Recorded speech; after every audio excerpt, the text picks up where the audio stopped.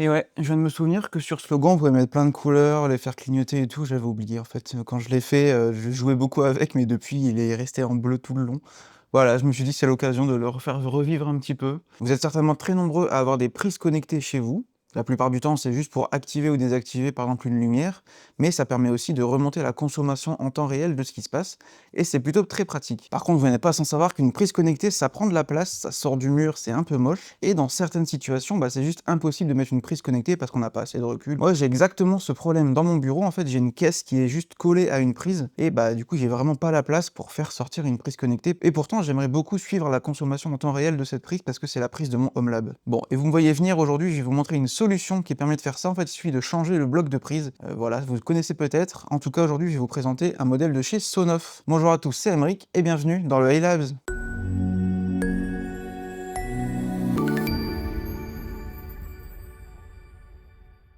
Alors dans cette vidéo, on va faire un peu d'électricité, c'est vraiment très basique, mais surtout si vous faites la même chose chez vous, coupez le courant, hein, s'il vous plaît. Et si jamais vous avez le moindre doute, arrêtez-vous et demandez de l'aide autour de vous ou à un électricien si vous connaissez. Voilà, vaut mieux payer un électricien plutôt que faire des bêtises. Voilà, maintenant que c'est dit, un bloc de prise, ça ressemble à ça. Donc ça, c'est un bloc de prise classique avec une petite sécurité en plus, voilà. Voilà, c'est un bloc de prise classique, on a 3 câbles, phase, neutre, terre. Voilà, ça c'est la base. Eh bien, il existe du coup la même chose, mais en version connectée. Donc ça prend pas beaucoup plus de place, légèrement plus, parce qu'on a forcément un circuit à l'intérieur en plus, un circuit Zigbee, Wi-Fi, ce que vous voulez. Ce modèle, du coup, fait partie de la gamme Fusion. Donc la gamme Fusion de Sonoff, je vous ai déjà montré les volets roulants, là je le vois, il est dans le coin de mon œil. Donc en gros, pareil, c'est le même principe, vous changez tout le bloc du volet roulant, et ça marche nickel, quoi. Donc ils font ça pour plein de trucs, des interrupteurs, des volets roulants, et ils le font pour des prises, tout simplement, c'est le plus simple, entre guillemets. Il suffit de changer le bloc, et c'est magnifique. Ce modèle, donc, en particulier, c'est le Orb Pocket. Du coup, c'est une prise de type E, donc ça marche particulièrement bien pour la France, parce qu'on a les deux trous, désolé mon langage, je sais pas comment ça s'appelle, et le truc de la Terre.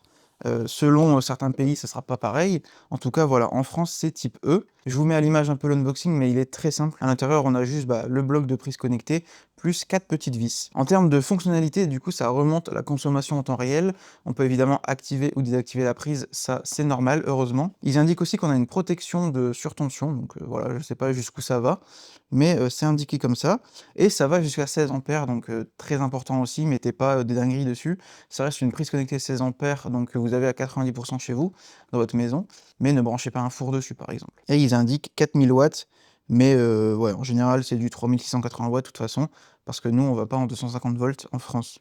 Et très important, ce modèle est en Matter Wi-Fi. Donc selon ce que vous avez chez vous, vous pouvez choisir d'avoir du Zigbee, du Matter Thread, du Matter Wi-Fi. Celui-là, c'est en Matter Wi-Fi. Qu'est-ce que ça veut dire?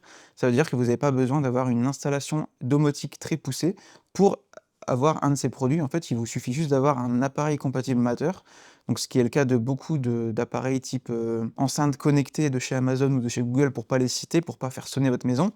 Vous voyez ce que je veux dire? En tout cas, pour le coup, je vous invite à vous renseigner sur ce qu'est Matter si vous connaissez pas, mais il y a de fortes chances que chez vous, vous avez déjà un récepteur Matter, donc c'est nickel. Bon allez, on passe à l'installation? Donc là, on est dans mon bureau, mais derrière, la partie avec la fenêtre et tout, et en dessous, ici, là-bas, j'ai une prise, mais là, j'ai un gros coffre, et en fait, à aucun moment, je pourrais mettre une prise connectée derrière, donc du coup, avoir une prise de ce genre, ce sera très pratique. Première étape, c'est évidemment de couper le courant, donc là, ça marche, j'ai mon onduleur qui crie à côté, parce que celle-là, c'est la prise de mon Home Lab.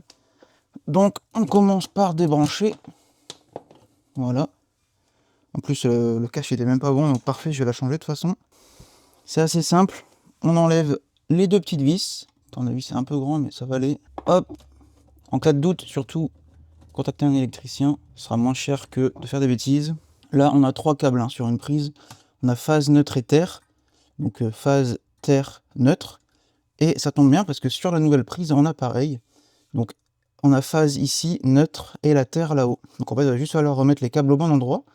On a des petites vis ici qu'on dévisse. Ça permet, donc vous voyez là dans le N, si je revisse, en fait, ça va se resserrer et donc le câble va être bloqué. Donc en fait, il faut dévisser les 3, mettre les 3 câbles et on resserre tout. Et voilà, tout simplement. Donc ce qu'on peut faire aussi, c'est enlever le cache parce que sinon on aura du mal à le mettre dedans. Donc juste en faisant levier, voilà. Donc ça ressemble à ça. Et donc vous voyez que ça ressemble, c'est le même système de vis en fait.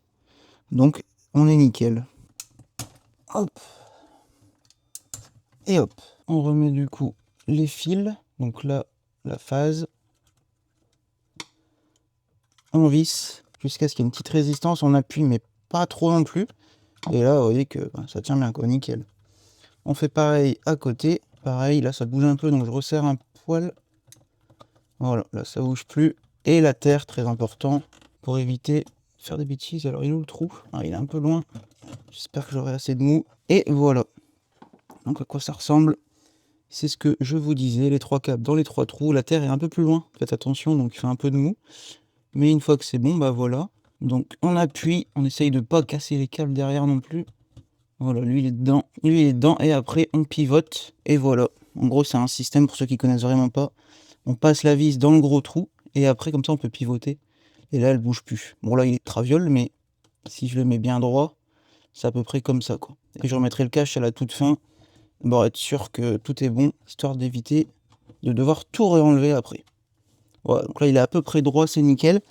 Pour vérifier que tout est bon, on remet le courant, et on verra si ça marche. Donc là j'ai remis le courant, vous voyez, il y a une petite lumière qui clignote. Donc c'est nickel, ça veut dire que le courant passe et qu'il est sûrement en attente d'appairage. Donc on va sur Home Assistant. Le problème c'est qu'il est plus branché, il n'y a plus internet. Voilà, donc je me suis juste branché temporairement sur une autre prise qui marche. Parce que sinon, bah, mon assistant et tout marche plus, donc un peu chiant. Lui, il a un peu bougé, il faudrait que je le resserre après, mais c'est pas grave. En attendant, Home Assistant va redémarrer. Et voilà, donc une fois que ça redémarre, on va démarrer aussi ça. On reste appuyé dessus pendant 5 secondes. Et voilà, et donc là, il entre dans le cycle 2 courts, 1 long. Donc ça veut dire que là, on peut le réappairer. Donc, on ajoute du mateur. Et là, on a 10 minutes pour le mettre. Donc, on recommence. Ajouter Home Assistant. Et là, on attend un peu, j'espère que ça ira. C'est cool, je savais pas que c'était un bouton là. C'est marrant, du coup, c'est un bouton tactile, je pense. Parce que tant qu'on met pas le cache, on peut pas appuyer, mais dès qu'on met le cache, ça marche. Donc là, je sais pas si vous voyez bien le cycle. 2 courts, 1 long. Donc là, il a l'air d'avoir trouvé, il clignote dans tous les sens. Il est content. Sur mon téléphone, c'est toujours pas bon, mais ça va arriver. Mateur, c'est un peu long toujours. Voilà, donc là, il m'a trouvé. Hop, bon, de toute façon, vous avez l'écran. Smart Plug, donc je vais l'appeler HomeLab Source. Parce que c'est la source du HomeLab. Prise ajoutée, parfait, je vais le mettre dans le bureau. Et donc là, il est éteint. Si j'appuie, il s'allume. Et donc il passe petite LED rouge pour dire qu'on est allumé. Si je rappuie, on est éteint. Parfait. Donc on a l'énergie exportée, la puissance. Comportement de la mise sous tension, moi je l'active. Enfin du moins je veux état précédent, mais ça sera activé parce qu'il est toujours activé cette prise. Et voilà, donc là c'est plutôt pas mal. Donc là il me dit sur l'application, hop, vous voyez très bien normalement je pense, 118 watts. C'est-à-dire que mon HomeLab il consomme 118 watts en ce moment. Donc c'est top parce que du coup c'est de la... En fait moi j'avais une prise sur chaque, je vais vous montrer. En fait vous voyez mon onduleur il est là-bas. Et donc, bon je vous montre très grossièrement mais c'est un peu le bordel. Il y a quasiment une prise connectée sur chaque slot, pas tous mais quasiment. Ce qui me permettait surtout de faire de la mesure de consommation. Mais au moins maintenant bah, j'ai la consommation globale. Et surtout l'avantage c'est que ça prend 0 place. C'est que voilà, là j'ai une prise connectée. Mais pour le coup, on dirait pas quoi. Donc c'est vraiment top, il va remettre mon caisson. Et nickel. Et voilà, ni vu ni connu. Bon, comme vous voyez, c'est très simple. Moi, je suis super content parce que ça me permet vraiment de remettre mon coffre et surtout de voir la consommation, comme je le disais au début, du HomeLab en général. Donc ça, c'est trop bien. Le fait que ce soit du mateur Wi-Fi, bah pourquoi pas. Cependant, je vous déconseille de mettre ce genre de prise partout chez vous. C'est bien pour une prise d'appoint, mais de manière générale, le Wi-Fi et la domotique, ça fait pas trop bon ménage, surtout si vous avez beaucoup d'appareils. Donc voilà, par exemple, je sais pas si vous rénovez une maison, vous prévoyez de mettre ce genre de prise, prenez peut-être plutôt un modèle en Zigbee par exemple, ou en Thread. Voilà, si vous pouvez éviter de surcharger votre bande passante Wi-Fi, ou alors vous faites un réseau à part, enfin voilà, c'est quelque chose à prendre en compte quand même. Moi, dans mon cas d'usage, j'ai pas prévu de changer toutes les prises, juste celle-là en question parce qu'elle m'embête. Dans tous les autres cas, en fait, de mettre une prise connectée comme ça me dérange pas. J'ai la place en fait. Sinon, bah, ça remonte très bien dans les assistants vocaux aussi. Moi, j'ai fait le test avec Home Assistant pour vous montrer, parce que c'est ce que j'utilise le plus, et dans la communauté, je pense qu'on est beaucoup à l'utiliser, mais ça remontera aussi très bien dans vos applications d'assistants vocaux. C'est globalement tout ce que j'ai à dire pour ce produit, en fait. Il s'installe très facilement, il fait ce qu'on lui demande. Voilà, c'est magnifique, que demander de plus? Le produit m'a été envoyé par Domadou, donc un grand merci à eux et si jamais ça vous intéresse, je vous mets des liens en description si vous voulez acheter le produit. Si jamais vous décidez de passer par mes liens, ça permet de soutenir la chaîne. Vous avez toutes les informations en description. À la fin de la description, il y a un énorme paragraphe si vous voulez savoir ce que c'est l'affiliation, et cetera, comment ça marche. En tout cas, comme d'habitude, le petit pouce, le commentaire, l'abonnement, n'hésitez pas à vous abonner aussi sur la chaîne principale si vous voulez des contenus plus longs. Allez, moi je vous laisse, c'était Aymeric. Salut!